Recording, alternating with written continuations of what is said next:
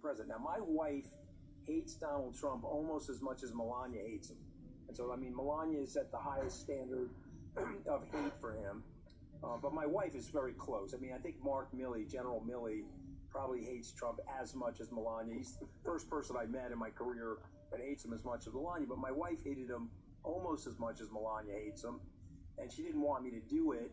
What you just saw was a clip from a podcast Anthony Scaramucci did that I don't know why it's not getting more coverage in the press. The stuff he says, I mean, that's just a nice little taste. I'm going to put the link in the description. I highly encourage you to watch the whole thing. It's absolutely marvelous, but that was one of my favorite pieces of just how much Melania hates Donald. And it's funny because, yeah, where has she been?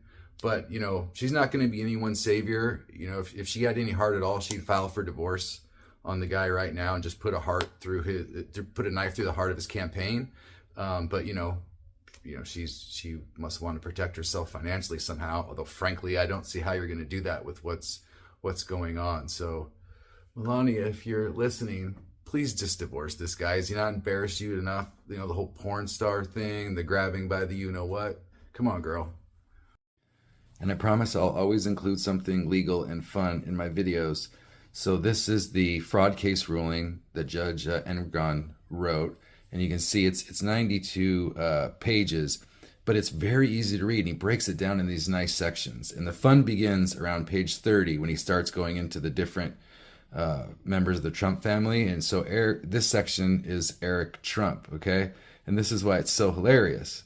So, you know, Eric is starting to do day-to-day with the Trump operations, and he gets involved in Seven Springs. You've probably heard about that in the news because of the, you know, they want to put a lien on it, right?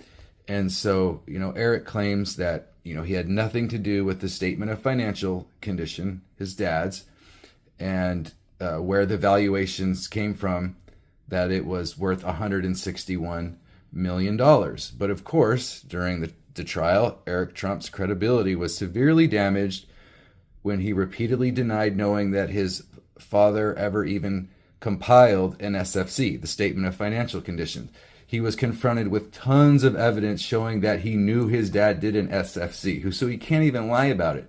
But just to make it even more hilarious, you'll end up seeing how much he learns the place is worth. So remember the number 161 million?